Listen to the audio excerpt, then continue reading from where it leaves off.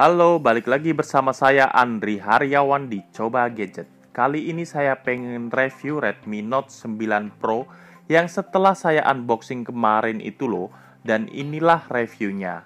HP ini mempunyai layar 6,67 inci dengan Corning Gorilla Glass.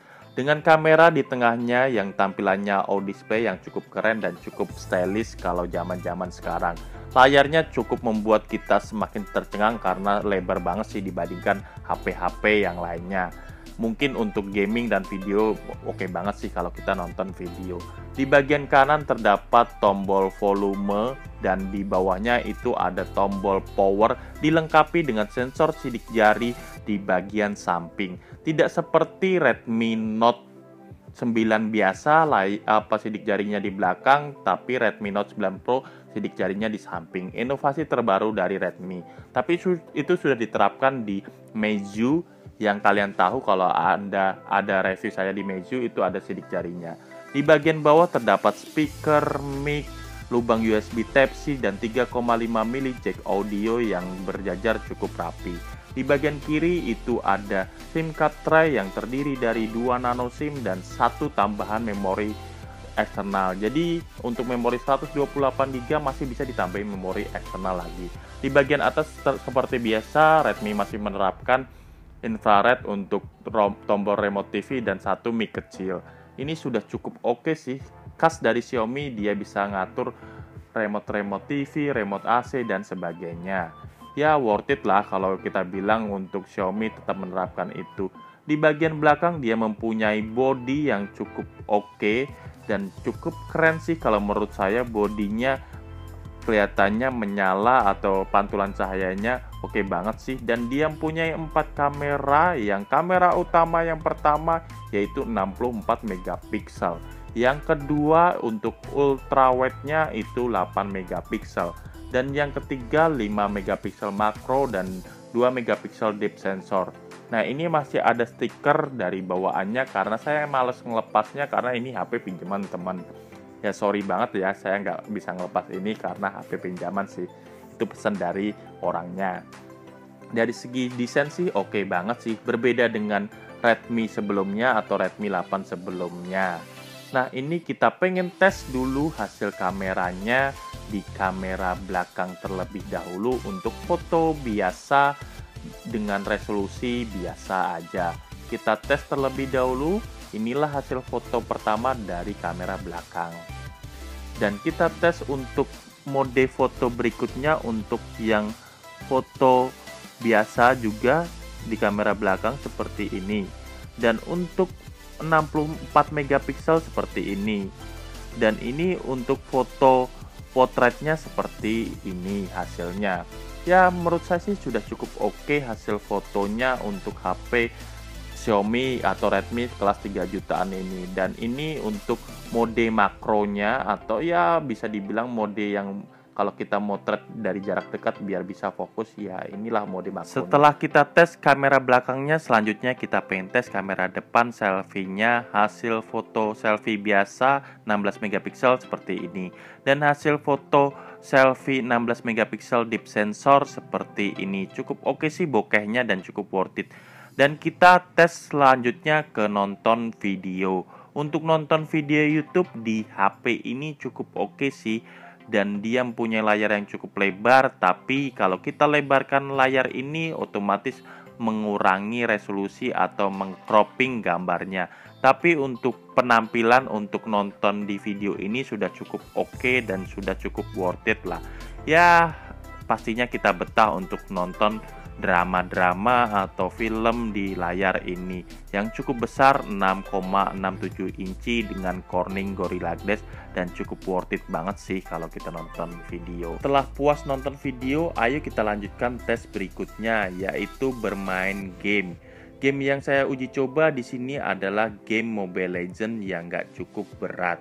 Kita tes aja untuk bermain game Mobile Legends seperti apa sih di HP ini. Dengan mode grafis yang bisa disetting ke high atau mode grafis yang disetting ke tinggi. Ini mode HD nya kita setting pada mode tinggi.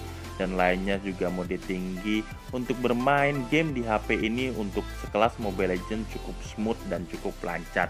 Tidak ada kendala apapun dan dia oke-oke banget sih. Ya, dia dibekali dengan RAM 8GB dan memori internal 128GB. Masa masih kurang smooth sih?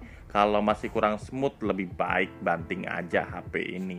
Untuk bermain game lainnya, untuk Free Fire, PUBG, yang pastinya masih smooth-smooth aja sih saya tes di HP ini karena saya tidak sempat recordnya dan cukup worth it aja sih, cukup keren-keren aja untuk PUBG dan Free Fire atau game berat lainnya karena RAM 8GB-nya. Pasti Anda penasaran dengan spek lengkapnya di HP ini. Kita lihat aja di tentang ponsel pada HP ini. Dan di tentang ponselnya dia tertulis RAM 8GB sesuai dengan boxnya tadi. Oke banget sih kalau menurut saya, dan di versi MIUI-nya sudah versi yang terbaru. Jadi sudah cukup oke banget Android terbaru, dan ini keseluruhan spesifikasinya. Dengan versi MIUI 11 dengan versi Android 10 juga, tingkat keamanannya oke banget. RAM 8GB sudah cukup keren banget, dan CPU octa-core max dan oke banget sih. Dengan prosesornya Snapdragon 720 pasti oke banget. Penyimpanan internalnya 128GB tapi dipakai untuk memori atau bawaan aplikasinya cukup besar banget sih. Dari 128GB masih tersisa 100GB-an lah. Ya bisa dibilang 20GB-an untuk menyimpan bawaan aplikasi di HP ini. Cukup memakan memori sih kalau menurut saya bawaan aplikasi HP ini. Jadi kalau nggak perlu silahkan uninstall aplikasi yang ada di HP ini. Itulah selengkapnya spek yang ada di HP ini. Selain kamera biasa pada HP ini, dia juga mempunyai Google Lens atau kamera Google yang bisa dibilang kamera smart lah. Kita bisa mendeteksi benda-benda yang kita foto dan kita bisa langsung searching di Google mendeteksi secara langsung dan cukup keren dan cukup oke sih. Sayangnya ini jaringannya nggak terkonek, jadi nggak bisa berfungsi dengan baik. Kalau sudah connect jaringan itu pasti berfungsi dengan baik. Untuk spesifikasi lengkap banget di HP ini silahkan lihat di sisi kiri pada video ini. Silahkan baca satu persatu speknya dan Anda lihat sih apa-apa aja kelebihannya dan apa-apa aja yang nggak ada di HP ini. Dengan aksesnya yang cukup oke dan perpindahan aplikasi yang cukup keren, HP ini sangat-sangat worth it sih kalau kita berpindah satu aplikasi ke aplikasi yang lainnya. Dan di mode kiri ada mode berita dan lainnya. Cukup oke sih untuk tombol notification-nya dan lainnya sudah cukup keren dan cukup worth it sih kalau kita pengen beli HP ini. Emang sih harganya sudah kelas menengah 3,799 atau setara dengan 3,8 juta, tapi masih mending lah dibandingkan HP di kelasnya. Untuk performa yang oke, RAM yang gede dengan memori internal yang gede, cukup worth it sih kita membeli HP ini di. Ya, berikut adalah hasil video di Redmi Note 9 Pro. Ya, cukup oke sih dia dengan fasilitas atau kemampuan rekam Full HD 1080 30 frame per second.